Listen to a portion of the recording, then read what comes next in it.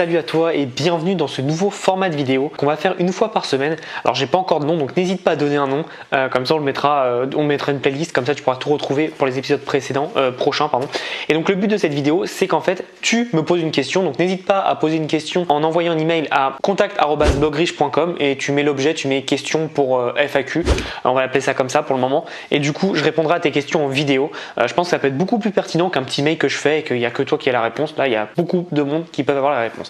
Alors je vais avoir des questions forcément que j'ai déjà évoquées dans certaines vidéos et du coup ça va être une piqûre de rappel, ça va pas être plus mal pour toi comme pour moi et comme ça on peut voir ensemble. Donc là j'ai les questions qui sont juste ici, donc c'est pour ça que je vais me retourner un instant, mais toi tu vas avoir la question qui va apparaître juste en bas. La question c'est comment trouver des clients pour mon agence. J'ai déjà évoqué ce sujet pas mal de fois.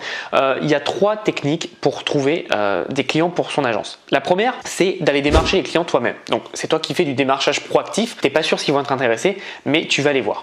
Donc ça c'est la première. La deuxième c'est le bouche à oreille. Donc forcément c'est des gens que tu connais par l'intermédiaire d'autres personnes qui peuvent devenir tes clients. Et la troisième c'est faire de la publicité, donc Facebook, Instagram, LinkedIn, etc.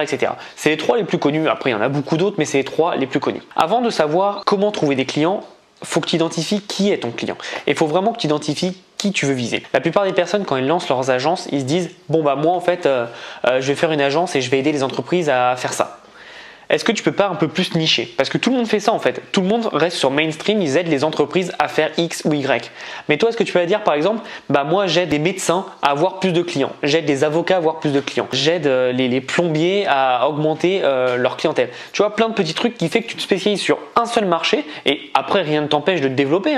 Si aujourd'hui tu fais les plombiers, demain tu peux faire les électriciens, après-demain tu peux faire d'autres personnes. Tu vois, les exemples sont infinis. Rien ne t'oblige d'être bloqué dans une seule case. Mais moi je te conseille au tout début de te spécialiser parce que ça va te faciliter le travail dans le sens où tu auras la connaissance du marché, tu sauras comment leur parler et surtout tu sais que ton offre, tu peux l'adapter en fonction d'une personne ou d'une autre, mais tu n'as pas trop de choses à changer. Tandis que si par exemple tu vises un restaurant, après un électricien, après une entreprise, à chaque fois tu dois te refaire une offre, une proposition et adapter en fonction du marché, tu vas perdre énormément de temps, surtout si tu ne signes pas. Donc moi je te conseille vraiment, comme tout, de commencer niché, très niché, comment spécialiser et après tu développes. Évidemment, on est humain. Si tu connais quelqu'un qui t'apporte un contrat, tu refuses pas, même si c'est pas ta niche, il n'y a aucun problème. Si tu sais faire et que tu sais déléguer cette partie, prends le contrat, ça fera toujours de l'argent en plus. Mais en priorité, si tu veux démarcher, que ce soit avec les 3 techniques que je t'ai citées, il faut vraiment que tu aies une cible précise. Parce qu'une cible précise va te permettre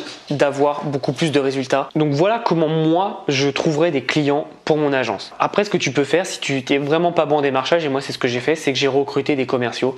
Donc je les ai trouvés, j'ai posté une annonce sur Indeed, après j'ai eu du bouche à oreille, des groupes Facebook, etc.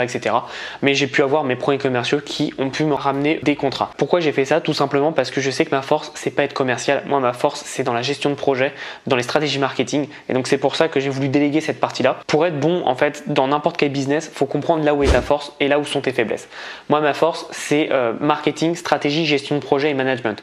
Par contre, ma grosse faiblesse, c'est le commercial. Le commercial pur, je sais pas faire. Et donc du coup je sais vendre, mais je veux dire je serai jamais aussi bien vendre qu'un vrai commercial en réel, et c'est tout à fait normal. Donc il faut vraiment comprendre où sont tes forces et où sont tes faiblesses et là où tu dois te concentrer pour avoir des résultats. Donc c'est tout pour cette petite question. J'espère que tu as apprécié ce nouveau concept. N'hésite pas à me dire ce que tu en penses dans la description. On fera ça une fois par semaine, je pense que ça sera tous les week-ends. Le but en fait c'est d'avoir donc un petit format différent et du coup que toi tu aies des réponses à tes questions et que surtout je reçois en général les mêmes questions, donc ça va permettre aux personnes de comprendre, d'avoir une réponse à leurs questions et surtout de pouvoir mieux appréhender leurs problématiques dans le business. Donc n'hésite pas à envoyer un email à contact@blogriche.com pour m'envoyer tes questions. J'en ferai vraiment tant que j'ai des questions, j'en ferai au fur et à mesure. Donc là c'était une question d'Arnaud, donc merci Arnaud pour la question. Je te souhaite une belle journée et en attendant, passe à l'action.